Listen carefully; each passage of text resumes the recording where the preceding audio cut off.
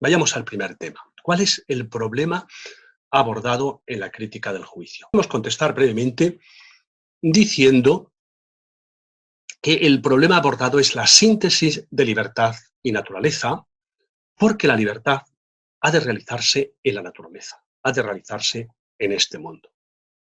En la primera crítica, en la crítica de la razón pura, Kant había analizado el ámbito teórico, o sea, las condiciones de posibilidad del conocimiento objetivo del mundo. Y había llegado a la conclusión de que el objeto, primero, tenía que ocupar un espacio y un tiempo limitado, segundo, tenía que aparecer a nuestra sensibilidad con una realidad limitada, y estas dos limitaciones, la cuantitativa y la cualitativa, son las que hacen posible que haya una multiplicidad de objetos y, por tanto, también la existencia de nuestra subjetividad empírica y de nuestro cuerpo. La crítica del juicio justamente tendrá que habérselas con esa multiplicidad de objetos. En tercer lugar, en la crítica de la razón pura había llegado a determinar, y esta nota es una de las que más nos interesa en nuestro asunto, que esos objetos del mundo han de estar en relación recíproca entre sí, en una relación de mutua dependencia y según el principio de causalidad mecánica, gracias a la cual se determinan entre sí el espacio y el tiempo que ocupan, así como la realidad que cada uno tiene. Aquí, al igual que en la ciencia moderna, en Copérnico, en Galileo, en Newton, se excluyen las causas finales y se rechaza la filosofía de la naturaleza de Platón y de Aristóteles. Solo así se puede explicar objetivamente el curso de los fenómenos, preverlos y dominarlos progresivamente, científica y técnicamente, lo cual es necesario para asegurar nuestra vida en la Tierra. Por tanto, la crítica de la razón pura estudia el conocimiento de una naturaleza comprendida desde el punto de vista mecanicista. En ella la finalidad solamente aparecía al final de la dialéctica como exigencia de la razón de una sistematización total de todo el saber.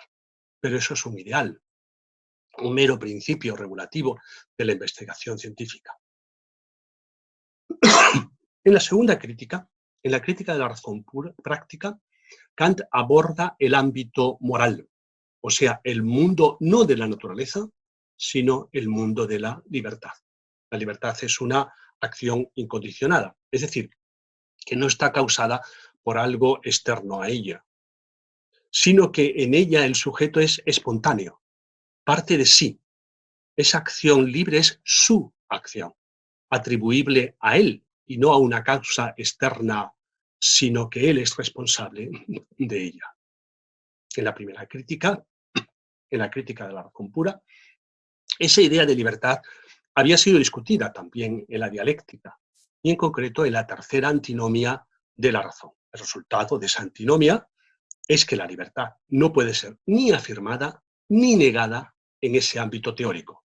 No puede ser afirmada como objeto porque todo lo objetivo ha de ser pensado como condicionado, a saber, como efecto mecánico y necesario de otra causa, como hemos visto, pero la libertad es justamente pensada como algo incondicionado, o sea, como no teniendo una causa externa de sí, pero tampoco puede ser negada la libertad desde esa perspectiva objetiva, porque el conocimiento teórico y objetivo no llega nunca a la totalidad de lo real, sino que siempre está infieri, es decir, siempre se está preguntando por la causa de la causa de la causa y así indefinidamente, en una serie interminable que nunca llega, nunca puede llegar a la totalidad.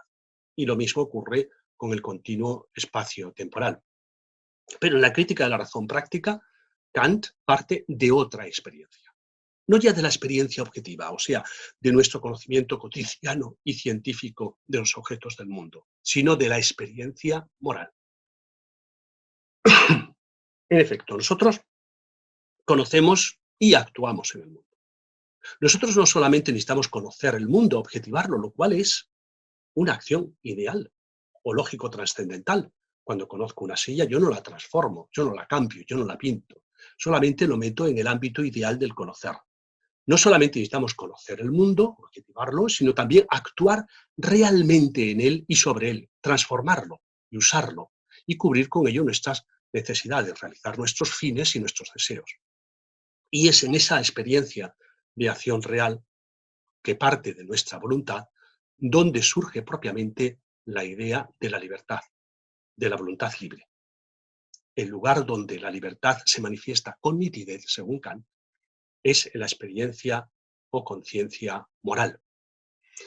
Si tú consideras que debes hacer algo, o bien que el otro debe hacer algo en concreto, es porque puedes decidirte a hacer eso y puedes también decidirte a no hacerlo, o hacer otra cosa, o hacer lo contrario.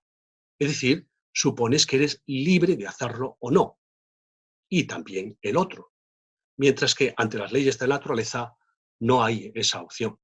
Por consiguiente, en la primera crítica se analiza la experiencia del conocimiento del mundo, mientras que en la segunda crítica Kant expone el ámbito de la libertad y el deber. Ambos, mundo y libertad, son analizados en cada una de las críticas de manera aislada, sin conexión, a fin de mostrar lo que tiene cada uno de esos ámbitos de específico, o sea, sus diferenciadas formas a priori. Pero nosotros no somos las dos cosas a la vez. No somos conocimiento por la mañana y libertad por la tarde, sino que esos dos modos de ser lo somos a la vez. Y por tanto, la pregunta siguiente es cómo es posible esa unión de naturaleza y libertad. Esa unión entre los conceptos o legislación de la naturaleza y el concepto o legislación de la libertad. Buscamos, por tanto, la síntesis de objeto mecánico y subjetividad con fines. La adecuación, este es un término importante, del objeto a las necesidades de realización de la subjetividad y su libertad. Ese es el tema central que aborda Kant en la crítica del juicio. En el parágrafo 15 de la crítica de la razón pura, Kant nos dice que la síntesis es la acción primera de la subjetividad y que todo análisis procede después, estudiando los elementos de esa síntesis, los elementos que hemos unido en esa síntesis. Ese análisis es necesario, pues los distintos elementos o acciones o formas que nos constituyen han de ser conocidos y valorados en su modo propio de ser, en su específico aporte al conocimiento. Y así la primera parte de la crítica de la razón pura se titula Doctrina trascendental de los elementos. Es decir, el estudio de los elementos que hacen posible el conocimiento objetivo del mundo, que son, como sabemos, la sensibilidad, con sus formas a priori del espacio y del tiempo, los esquemas de la imaginación, las categorías del entendimiento, los principios del juicio y, de modo regulativo, las ideas de la razón. Ninguno se da sin los otros, pues cada uno ha de ser estudiado en su modo de ser específico, a fin de llegar a plena conciencia de lo que es el conocimiento objetivo del mundo. Pues bien, lo mismo ha ocurrido con la naturaleza mecánica y con la libertad. Kant ha estudiado sus formas a priori específicas separadamente en las dos primeras críticas, la naturaleza en la crítica de la razón pura y la libertad en la práctica. Pero ahora, en la tercera crítica, se pregunta por su unión, o como dice Kant, por la conjunción de sus dos legislaciones. Esta pregunta surge por una exigencia de la libertad, no de la naturaleza. Surge por un requerimiento trascendental del sujeto, no del objeto. Porque la naturaleza mecánica no sabe nada de la libertad, ni la necesita, ni puede determinarla tampoco, pues entonces destruiría la acción originaria que parte de sí, que es la libertad. Pero la libertad sí que tiene que poder determinar la naturaleza, porque debe realizar en ella sus propios fines. Y en eso la libertad muestra su primacía ontológica, una libertad que Kant propone como piedra angular de todo su sistema, tanto de lo teórico como de lo práctico. La libertad muestra su primacía ontológica, su espontaneidad, pero también su finitud. Es decir, que no es capaz de crear el mundo ex nihilo, como sería un Dios creador, sino solo transformarlo.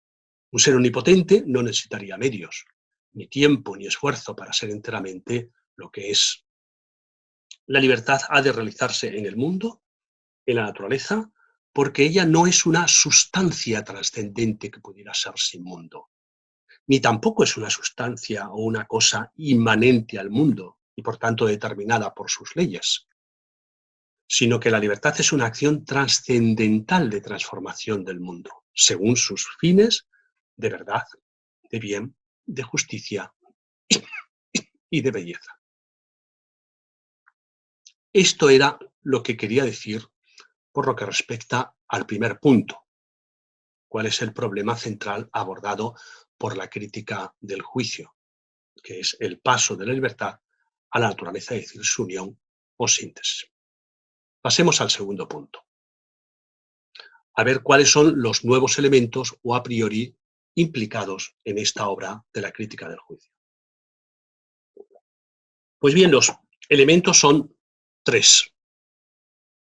El primero es el juicio reflexionante, que es una nueva función de juicio que Kant aquí crea o elucida. El segundo es la finalidad, pero la finalidad aplicada a la naturaleza como forma trascendental a priori. Y en tercer lugar está la imaginación y el sentimiento estéticos. Vayamos al primer elemento, el juicio reflexionante.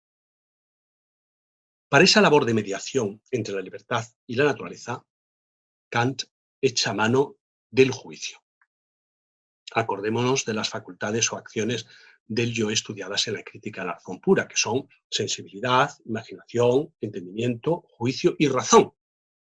Por tanto, vemos que entre el entendimiento y la razón se sitúa el juicio. Y entonces Kant razona sistemáticamente, pensando de modo arquitectónico del siguiente modo.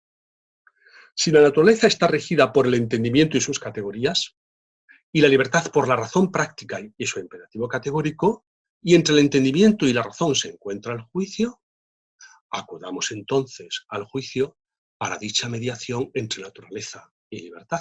Tomemos entonces el juicio para esa labor de puente entre ambas.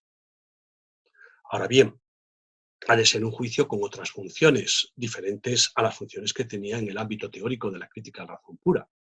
Allí, en la crítica a la razón pura, el juicio aplicaba sin más las categorías y sus esquemas a la sensibilidad, es decir, a los objetos espaciotemporales, y de ese modo obtenía los primeros principios de la objetividad. A saber, que todo objeto debe ocupar un espacio y un tiempo limitado, axiomas de la intuición, que ha de tener una realidad sensible limitada, anticipaciones de la percepción,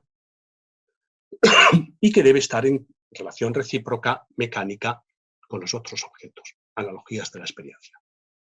Era un juicio que determinaba la constitución de los objetos de la naturaleza desde el punto de vista mecanicista, aplicando los conceptos o categorías, las categorías son los conceptos más generales, que ya le proporcionaba el entendimiento. A ese juicio, o a esa función del juicio, le llama ahora juicio determinante. El juicio ha de subsumir el objeto bajo el concepto y el juicio determinante, el juicio es determinante cuando el concepto le viene dado. Aquí en concreto le viene dado por el entendimiento, como ocurre siempre con las categorías en las cuales no habría ninguna experiencia. Ahora Kant descubre otro funcionamiento o función del juicio que él llama aquí juicio reflexionante. El juicio reflexionante tiene lugar cuando no tenemos el concepto ya dado. Cuando tenemos el caso, tenemos el objeto y hemos de elaborar una regla para saber de qué objeto se trata, para subsumirlo. Entonces vamos más allá de las categorías articulando la experiencia concreta y hemos de buscar el concepto empírico que determine este objeto en concreto e incluso otras maneras de comprender y juzgar objetos concretos. Se ha dicho esto de una manera general, todavía poco precisada, pues a lo largo de esta conferencia iremos conociendo más detalladamente qué es el juicio reflexionante y sus diversos funcionamientos. Pasemos entonces al segundo elemento a priori que aparece en esta tercera crítica, que es la finalidad aplicada a la naturaleza como principio trascendental a priori. Mientras que el juicio determinante se basa primariamente en las categorías, el juicio reflexionante tiene su propia forma a priori trascendental para juzgar sobre la naturaleza. Y esta forma a priori trascendental es la finalidad o adecuación a nuestros fines. Porque ahora no se trata de examinar la constitución mecanicista de la naturaleza. Eso es lo que se ha hecho en la crítica de la razón pura, sino de ver cómo es posible que esa naturaleza pueda ser configurada también por la libertad, por la finalidad de la subjetividad práctica, pero podríamos añadir también de la subjetividad pragmática y de la subjetividad técnica, es decir, por la subjetividad actuante según sus propios fines. Pues en caso contrario, si no pudiera la subjetividad estructurar la naturaleza según sus fines, ella, la subjetividad y la libertad serían a la postre una mera ilusión. Por consiguiente, ahora el juicio intentará captar la naturaleza, la que aparece en la crítica a la razón pura, desde la perspectiva de la finalidad, que es lo que necesita la libertad y lo que necesita la subjetividad, a fin de ver hasta dónde puede llegar con ella en la comprensión del mundo. O sea, hasta dónde la naturaleza se acomoda y se adecúa a las necesidades y exigencias de la subjetividad. Ahora bien, aquí hay un escollo importante que señalar. Para que haya finalidad, Kant piensa que es necesario que la acción o el objeto estén determinados explícitamente por un concepto. Por ejemplo, tengo el concepto, el propósito o el fin, es lo mismo, de ir al teatro a ver una representación. Ese fin o concepto es el que determina toda mi acción encaminada a él. Desde que me preparo en casa para ir al teatro, el momento en que salgo de casa para llegar a tiempo al teatro, las calles o el medio de locomoción que tomo y cuando termina ese propósito, que es cuando finaliza la pieza de teatro que yo quería ver. El concepto de fin determina el conjunto como un todo con sentido. Pero claro, si para que haya finalidad es preciso el concepto, entonces solo la conciencia reflexiva humana puede actuar de modo finalístico. Solo en la acción humana reflexiva habría finalidad. Y la finalidad entonces aplicada a la naturaleza no puede tener un carácter constitutivo de la naturaleza, porque la naturaleza no llega al concepto. Solo los seres racionales tienen conceptos. Por consiguiente, Kant propone que la finalidad aplicada a la naturaleza no es un principio constitutivo de la naturaleza, no nos dice nada sobre el modo de ser de la naturaleza, no es un principio metafísico, según se expresa Kant, uno que introdujera un tercer ámbito de la metafísica. Solo hay dos metafísicas para Kant, la metafísica de la naturaleza mecánica, cuyos fundamentos es la crítica a la razón pura, y la metafísica de la libertad o metafísica de las costumbres, cuyos fundamentos se encuentran en la crítica de la razón práctica. La finalidad aplicada a la naturaleza no es, por tanto, un principio metafísico, sino solo un principio trascendental del juicio reflexionante. Un principio subjetivo o regulativo para la comprensión de algunos fenómenos de la naturaleza. Podríamos llamarlo ahora un principio hermenéutico, el de ver la naturaleza como si als ob estuviera en algunos aspectos, en algunos fenómenos, configurada según la finalidad. Cuando eso se da, cuando parece configurada adecuadamente a nuestras exigencias, hay como un feliz hallazgo y eso nos produce un sentimiento de placer. Aquí hay, por tanto, facticidad y contingencia. Y la finalidad es el intento de poner inteligibilidad en esa contingencia. En eso consiste el principio trascendental del juicio reflexionante, que le confiere cierta autonomía Y por eso esta tercera crítica la llama Kant crítica del juicio, porque allí el juicio opera con un principio trascendental propio a la hora de comprender la naturaleza. Y de ese modo el juicio se distingue del entendimiento y del juicio determinante teórico, aunque el juicio reflexionante deja intactas todas las formas de la objetividad estudiadas en la crítica a la razón pura, y lo que introduce propiamente es otra forma de causalidad no mecánica. Pero también se distingue de la razón, el juicio, sobre todo de la razón práctica. Porque si bien el juicio reflexionante toma la finalidad de ella, la razón es la fuente de la finalidad, que es la petición de lo que no hay, la razón práctica aplica esa finalidad a la acción reflexiva humana, mientras que el juicio la aplica a la naturaleza, o sea, a los objetos ya configurados por las formas o acciones ideales estudiadas en la crítica de la razón pura.